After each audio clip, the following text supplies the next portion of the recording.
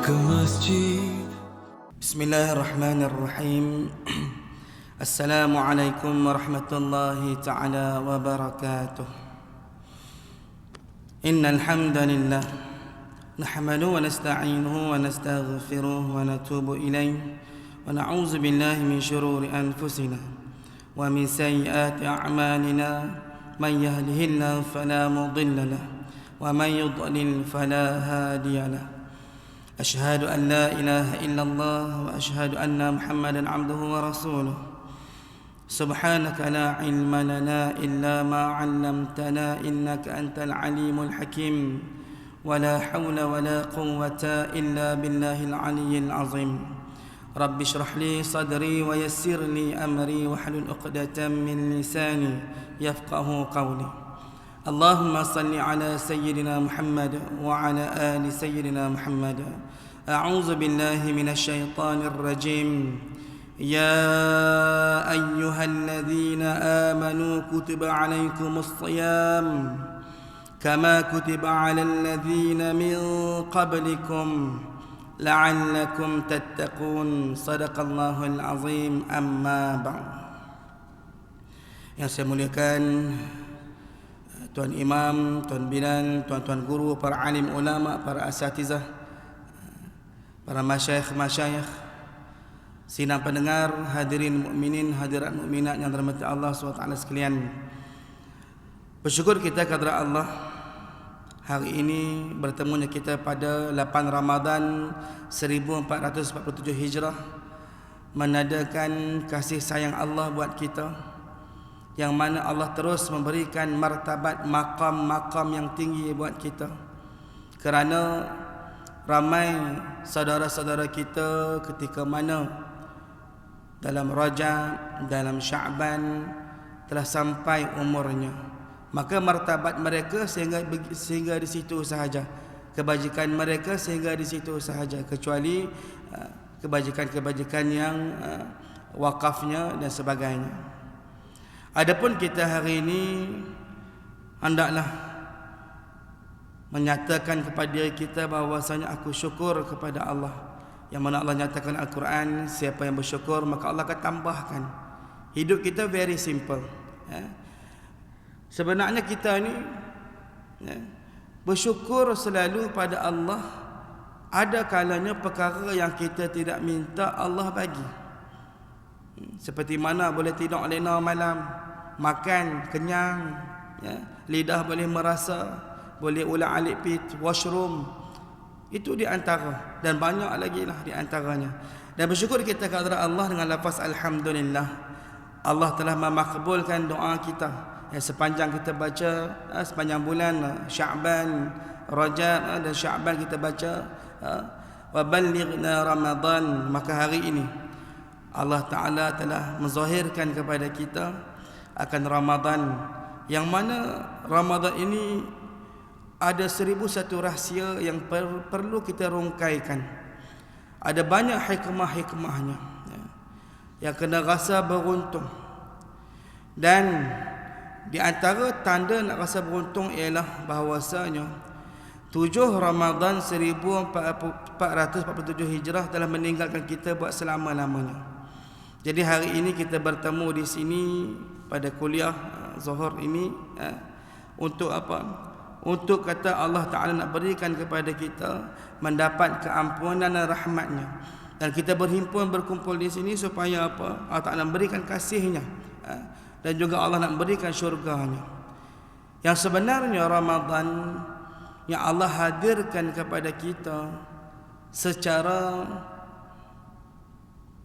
hikmahnya ialah bulan ini merupakan bulan kursus untuk kita, bulan madrasah tarbiyah. Masyhur, ramai orang duk sebut bila kita dengar kuliah-kuliah menyatakan madrasah tarbiyah, sekolah nak mendidik kita, bahwasanya Ramadan ini bukan kata bulan ibadah. Ramadan ini bulan menggandakan ibadah. Ramadan bukan bulan Al-Quran. Ramadan bulan untuk menggandakan Al-Quran, menggandakan sedekah, menggandakan mempelajari ilmu-ilmu dan sebagainya. Supaya apa? Supaya dengan asbab tarbiyah pendidikan dalam sekolah Ramadan ini dapat kita terjemahkan pada 11 bulan yang akan datang. Dan Ramadan ini juga merupakan satu bulan servis untuk kita, servis telinga, mata, semua.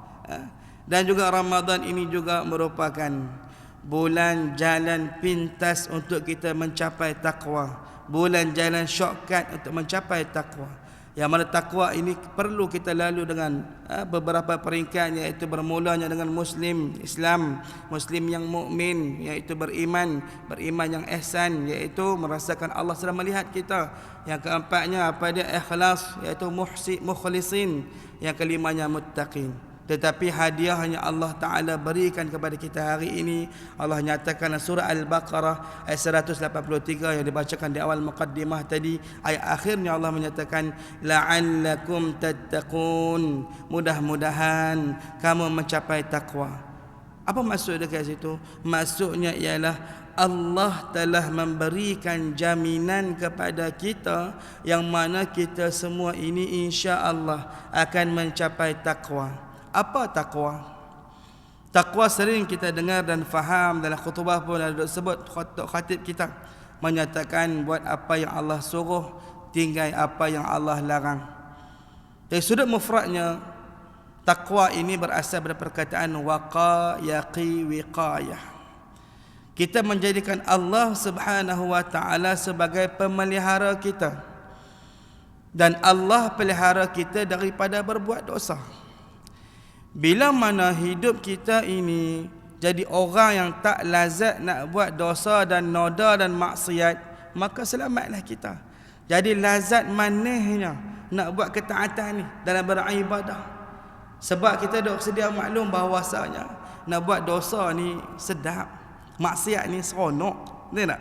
Nah, tetapi kita minta pada Allah Ta'ala, tawarkan ya Allah, tawarkan perasaan-perasaan manis sedap itu kepada kemanisan, kepada ketaatan.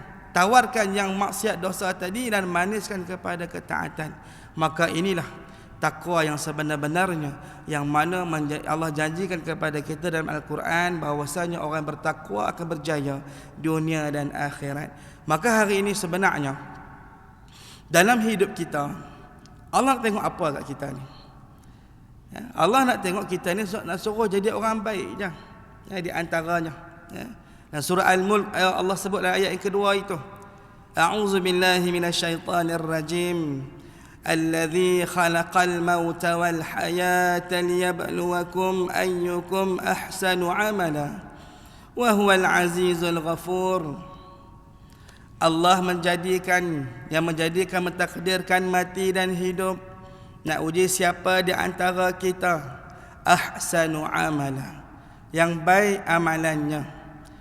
Wa huwal azizul ghafur, dan dialah Allah yang maha perkasa lagi maha pengampun. Allah mentakdirkan menciptakan mati dan hidup nak tengok kita semua ni hak baik amalannya, hak banyak buat kebaikan. Dan dialah maha perkasa, maksudnya hebat tarang mana pun kita, dia maha segala-galanya. Kita nak rasa hebat, bulu mata pun boleh nak buat, ya. Ayat liak pun tak nak buat. Bangun pagi keluar tarik mata pun tak nak buat juga tu, tarik mata. Pasal apa kita keluar tarik mata? Apa hikmah dia? Hikmah dia ialah Allah nak bagi tahu kepada kita, Allah cuci mata kita malam tadi. Kita pergi merata dengan racun dengan apa masuk dalam mata, keluar tarik mata. Itu kata hikmah. Tu sebab hidup ini kena pandang zahir dunia, kena pandang batin dunia. Bila pandang zahir dunia, kita pandang hari ini, batin dunia, apa yang di sebalik Allah bagi kepada kita itu, apa hikmah-hikmahnya, apa ilmu-ilmunya. Kembali pada ayat tadi bahawasanya Allah nak tengok kita yang paling baik amalannya, yang paling banyak buat amalan, iaitu apa dia? Orang-orang yang saleh dan salihah. Apa dia orang saleh ini? Orang saleh ini adalah orang yang bercakap yang baik-baik, fikir yang baik-baik, buat yang baik-baik. Bermula daripada mana? Daripada jiwa. Jiwa yang murni akan melahirkan tindakan-tindakan yang murni, kena bersihkan hati kita. Maka inilah orang yang saleh. Maka orang saleh ini tak rugi hidup. Sebab apa? setiap hari didoakan seluruh umat Islam, dijangka, dikirakan, dibancikan orang Islam seluruh dunia ada lebih kurang 2 bilion lebih, ya. Doa kepada orang saleh ini tiap-tiap hari 9 kali. Ketika mana? Ketika mana tahiyat awal dan tahiyat akhir. Assalamu alaina wa ala ibadillahis salihin.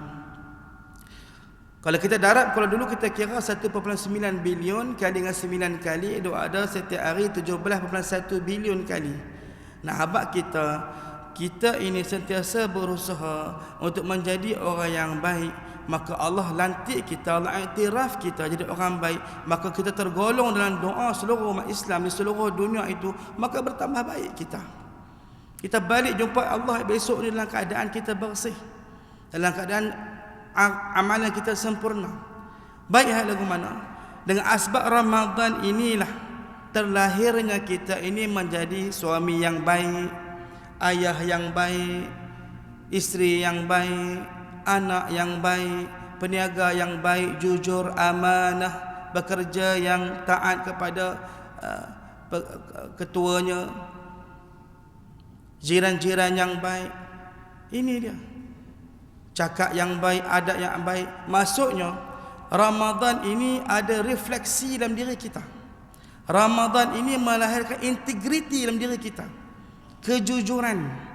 Kalau kita lihat, ya, secara zahirnya, kalau kata amalan lain seperti mana, ya, kalau kata haji, salat, zakat, kita lihat kalau kata amalan lain ini kena diterjemahkan. Kalau solat kita nampak rakaat, sujud apa semua. Kalau haji kena pergi ke Mekah. Kalau kata bayar zakat nampak keluar zakat. Tetapi puasa ini siapa pun tak tahu. Ni di antara rahsia Allah Subhanahu wa taala. Nah, habaq kata Allah nak tengok sejauh mana keimanan kita. Tu sebab puasa bukan sekadar tak makan dan tak minum, tetapi puasa mata kita, lidah kita, telinga kita, tangan kita, kaki kita, supaya dengan asbab Ramadan ini terlahirlah diri kita ini menjadi insan yang sempurna, insan yang Allah suka, yang Allah sayang, yang Allah nak redha kepada kita. Maka di sini dengan asbab Ramadan ini kita kena pandang dua sudut, iaitu Ramadaniyin, Rabbaniyin. Ada orang bila mana Ramadan dia ibadah sungguh-sungguh, habis Ramadan tinggal habis semua Al-Qurannya, bangun malamnya apa semua. Tetapi ada setengah orang lagi, setengah satu golongan lagi, Dr. Yusuf Al-Qaradawi menyatakan dalam Ramadan ini dia melaksanakan sebagai seorang Rabbaniyin. Dalam Ramadan ini bukan menyembah Ramadan, tapi menyembah Allah dalam bulan Ramadan. Kerana apa? Dia merasakan Ramadan ini satu bulan yang mana sebagai madrasah tarbiyah untuk dia, melatih dia jadi orang baik, cakap yang baik-baik, fikir yang baik-baik, buat yang baik-baik, dan tambahkan amalan seperti mana Ramadan dalam 11 bulan yang akan datang. Ini sebenarnya Allah nak tengok ahsanu amala dalam hidup kita, bahawasanya kita ini menjadi orang yang baik. Sebagaimana Rasulullah sallallahu alaihi wasallam menyatakan, innama bu'istu li utammima makarimul akhlaq. Riwayat yang kedua menyatakan salihal akhlaq. Rasulullah menyatakan bahawasanya sesungguhnya aku diutuskan untuk memperelokkan akhlak, memperbaiki akhlak di antara kita. Nah, habaq kata Rasulullah tu bukan nak suruh jadi ulama, nak suruh jadi hebat tak mana, nak baiki jiwa, adab, akhlak kita supaya jadi orang baik. Dalam bulan Ramadan ini paling kita bimbang, paling kita khawatir apabila kita bertemu dengan Ramadan tetapi dosa kita masih belum lagi diampunkan Allah Subhanahu wa taala.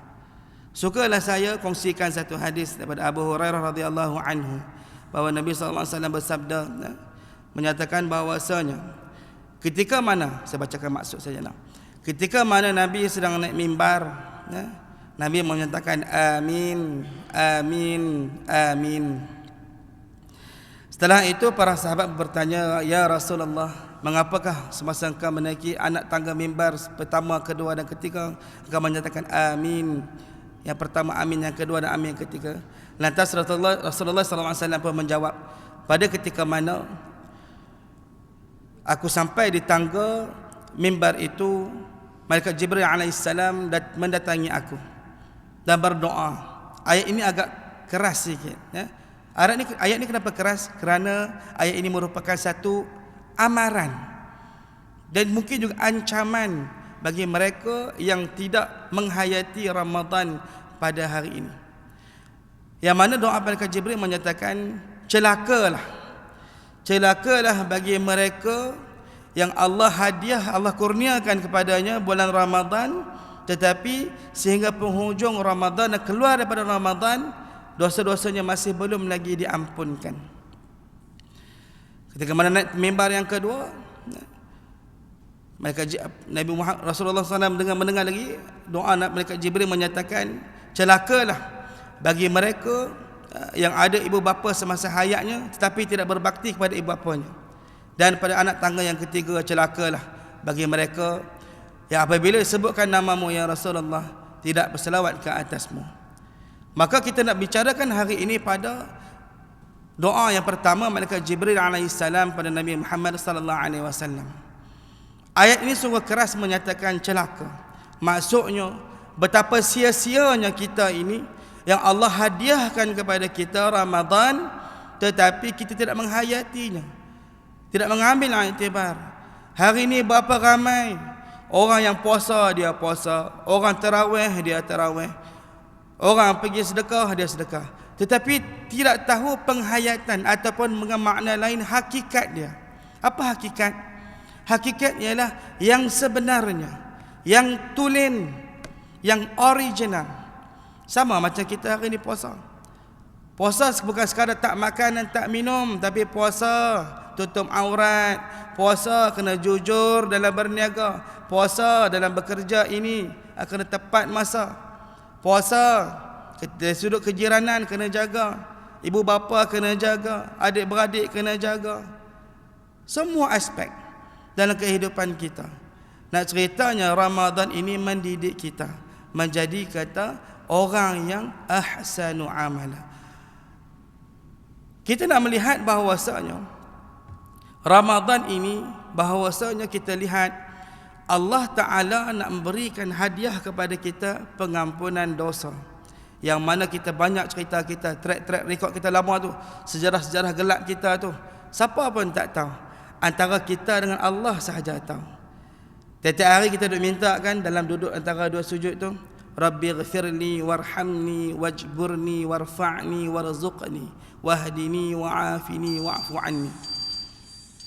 Sidang pendengar, hadirin mukminin, hadirat mukminat yang dirahmati Allah SWT sekalian. Setiap hari kita duk baca doa ini ketika mana duduk antara dua sujud. Kita pun kena jelas sembahyang kita ni apa sebenarnya. Sembahyang kita ini dari sudut lughahnya, dari sudut bahasanya ialah kita sedang berdoa, sedang berbicara dengan Allah Ta'ala. Kita baca Quran tu apa dia maksudnya, hikmahnya. Allah Ta'ala sedang berbicara dengan kita. Kalau kita hari-hari rasa berat nak baca Quran, itu bahaya bagi kita. Takut-takut Allah jauh dengan kita. Kembali pada cerita kita solat tadi, kita sedang berdoa bahawa saat duduk antara dua sujud, dua perkara kita minta ketika mana doa-doa antara dua sujud. Rabbi ghafirli wa'fu anni, yang ke-8 tu. Yang pertama kita mohon ampun, yang ke-8 maafkan aku ya Allah. Kita mohon kemaafan daripada Allah Subhanahu wa taala. Di antara para ulama mensyarahkan di memaafkan ini ialah kalau mengampuni, ampunkanlah. Memaafkan ini ialah kita minta pada Allah Ta'ala mudah-mudahan Allah memadam track rekod kita yang lama. Sebab besok ni di padang mahsyar semua amalan kita akan ditayangkan. Kita khawatir dan bimbang. Zaman kejahilan kita berbagai-bagai kita lakukan.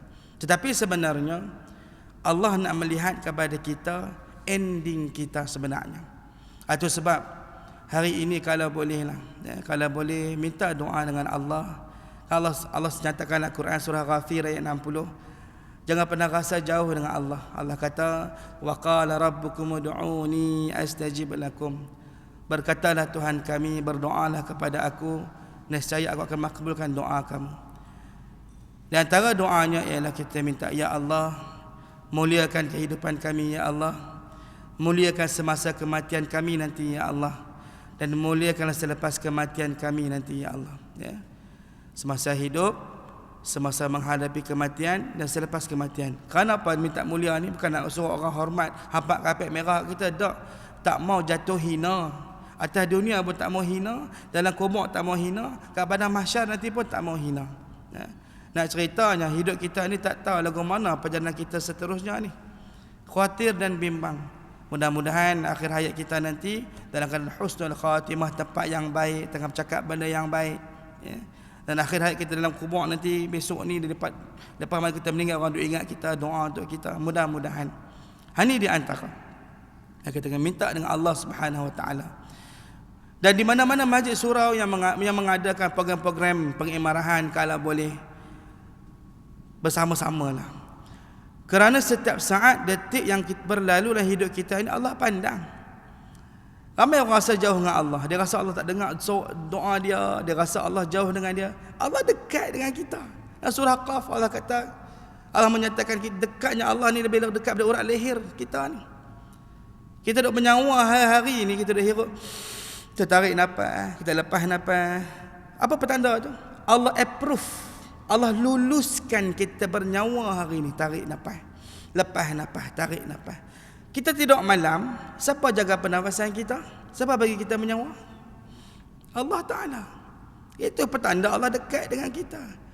Itu sebab jangan kita rasa Allah jauh dengan kita. Minta dengan dia. Rasa tak apa nak soleh lagi, minta, ya Allah jadi orang soleh ya Allah. Tak apa nak ikhlas lagi, minta, ya Allah jadi orang ikhlas. Apa ikhlas? Ikhlas ialah akhlasa, suci, tulus dan bersih, buat sesuatu ibadah kerana Allah.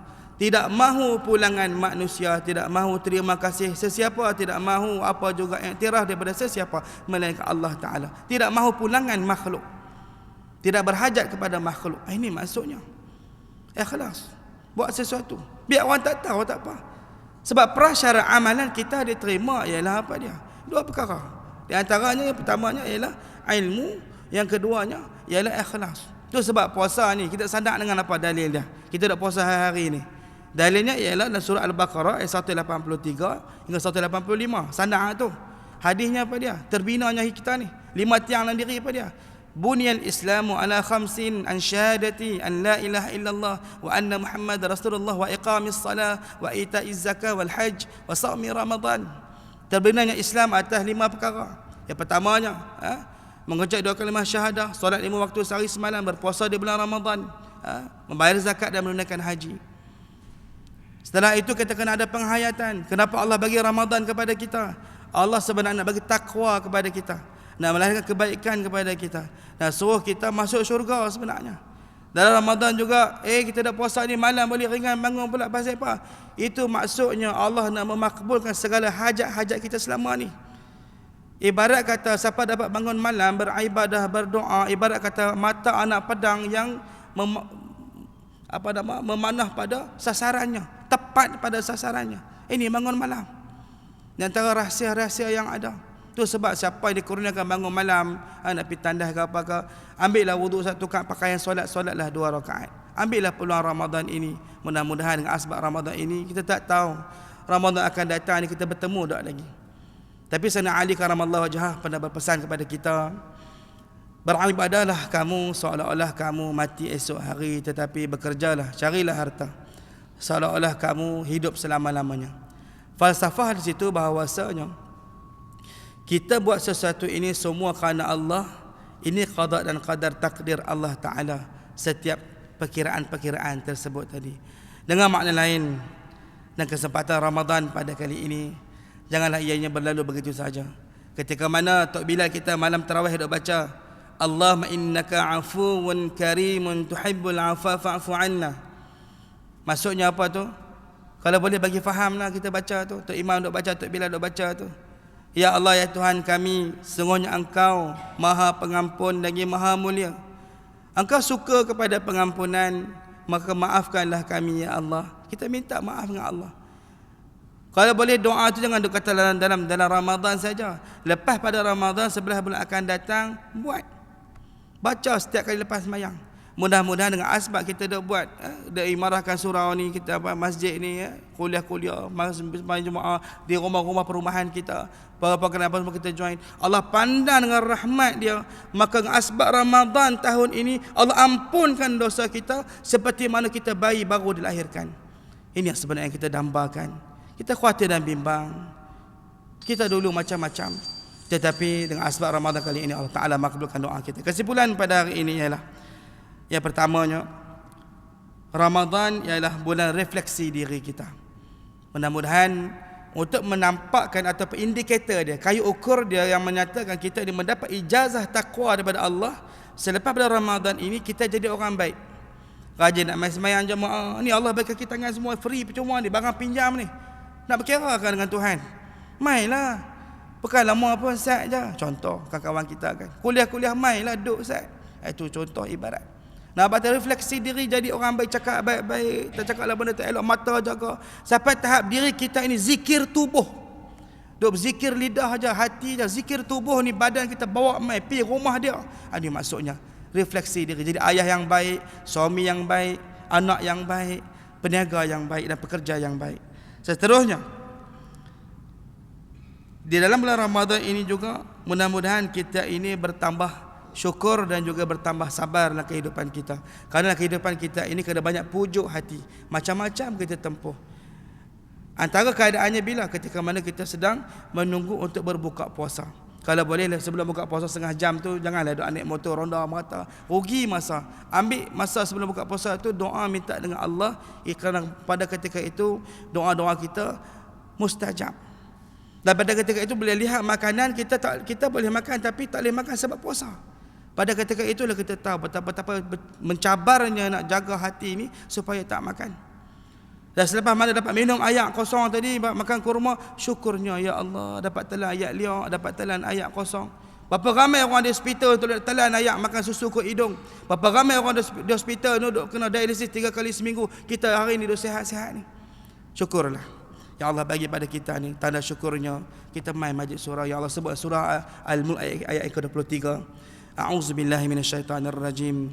Qul huwallazi ansha'akum wa ja'ala lakumus sam'a wal absara wal af'idah qalilan ma tashkurun. Katakanlah wahai Muhammad, aku telah menciptakan kamu, pendengaran kamu, penglihatan kamu, hati kamu, untuk kamu bersyukur. Qalilan ma tashkurun.